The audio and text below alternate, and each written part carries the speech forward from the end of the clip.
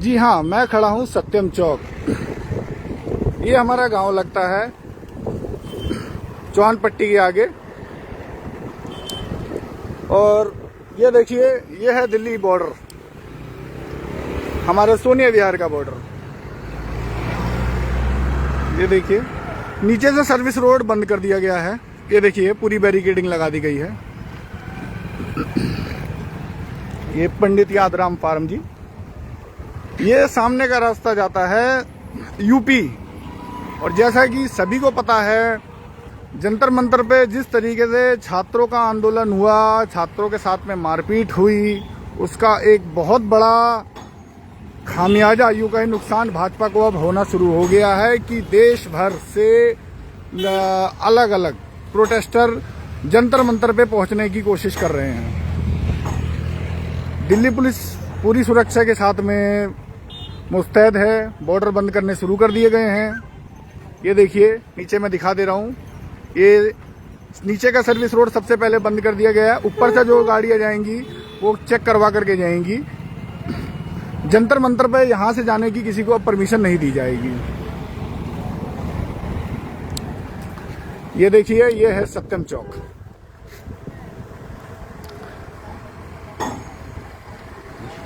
ये देखिए, पंडित यादराम फार्म।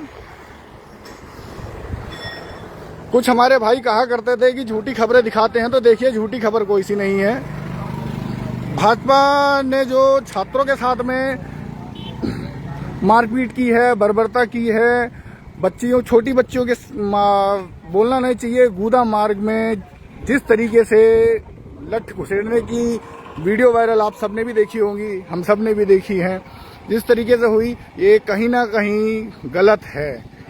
गलत को गलत बोलना आपका, हमारा, सभी का सबसे बड़ा धर्म है। और सही को सही कहना, ये आपका और हमारा सबसे बड़ा धर्म है। जंतर मंतर पे जो भी प्रदर्शनकारी प्रदर्शन कर रहे हैं, वे अपनी जगह छात्र नीट के लिए बिल्कुल सही हैं। हाँ, 100 में 20 उपद्रवी हो सकते हैं, उसकी पहचान करने के लिए शासन और प्रशासन है। लेकिन सभी को एक तराजू में तौल देना कहाँ तक सही है, ये सवाल मैं आप सबसे ही पूछना चाहूंगा। क्या गृह मंत्रालय, जो कि सीधे सीधे अमित शाह जी के अंडर में आता है, उनको ये कार्यक्रम करना चाहिए था? इन बच्चियों से पूछते हैं, बच्चों, जंतर मंतर के बारे में आप लोग क्या बोलना चाहेंगे? जो वहां पे धरना प्रदर्शन हुआ और जिस तरीके से वहां मारपीट की गई बच्चों के साथ में, क्या वो सही था? गलत था? तो आप सब इस चीज के लिए किसको दोषी मानेंगे?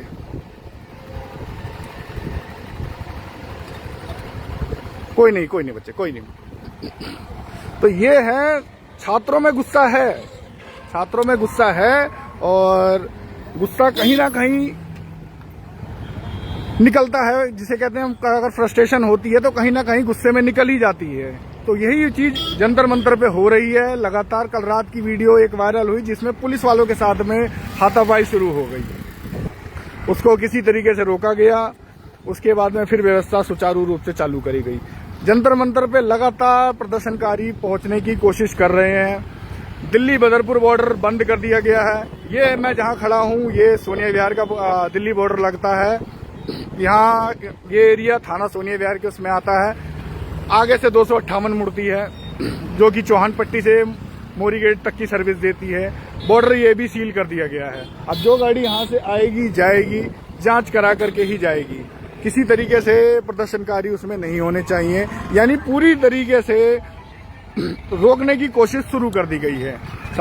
इसका सबसे बड़ा प्रमाण आपको यही दिखा दे रहा हूं कि नीचे का जो सर्विस रोड है उसको पूरी तरीके से बंद कर दिया गया है। ये देखिए,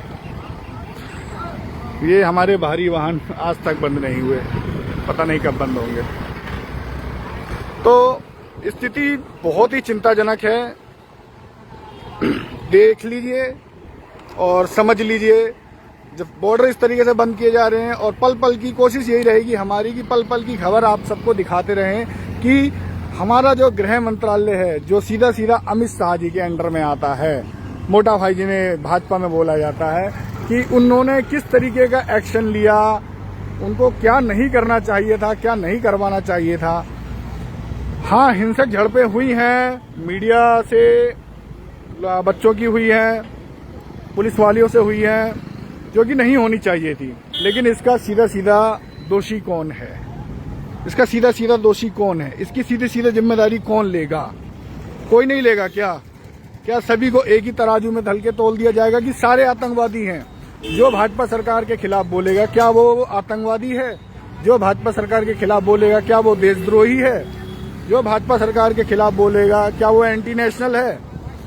देखिए, योगेंद्र यादव, जिनको हम सभी जानते हैं, कारगिल की फिल्म से हम उन लोगों ने उनके बारे में जाना कि उन्होंने कैसे टाइगर हिल पे पहुंच करके तिरंगा फहराया। उन्होंने भी छात्रों के समर्थन में बोला। जो बाना जी हैं उन्होंने छात्रों के समर्थन में बोला। सोनू सूद जी हैं, उन्होंने छात्रों के समर्थन में बोला। मशहूर क्रिकेटर युवराज सिंह, उन्होंने छात्रों के समर्थन में बोला। और उद्धव ठाकरे जी ने सीधा ऐलान कर दिया है कि हम जल्द ही, शायद 26 तारीख को बोला है उन्होंने, मुझे तारीख सही से याद नहीं है, उन्होंने 26 तारीख को जंतर मंतर पहुंचने के लिए भी बोल दिया है। तो देखते हैं स्थिति आगे जाकर के क्या बन रही है। पल पल की खबर आपको हम दिखाते रहेंगे। मेरे भाई दीपक शुक्ला जी आ गए हैं। दीपक शुक्ला जी, ये देखिए ऊपर का रोड बंद कर दिया गया है। और जैसे कि पुलिस वालों जी से पूछा, उन्होंने कहा कि जी हमें ऊपर से आदेश हैं कि बॉर्डर बंद कर दिया जाए और जो गाड़ी आएगी उनकी चेक होगी। प्रोटोकॉल आप भी जानते हैं, आप वकील हैं पेशे से, कि छोटे जितने भी पुलिस वाले होते हैं प्रोटोकॉल के हिसाब से सीधा जवाब डीएसपी यानी डीसीपी जो भी इनमें होता है वही दे सकता है। हवलदार या इंस्पेक्टर रैंक तक के लोग जल्दी जवाब नहीं देते। तो इसीलिए उनसे हम इस चीज पे ज्यादा सवाल जवाब भी नहीं कर रहे, क्योंकि एक भाई ने सीधा बोल दिया, ये भाई हमारी नौकरी की बात है। तो ये हालात अब दिल्ली के लगातार होते जा रहे हैं।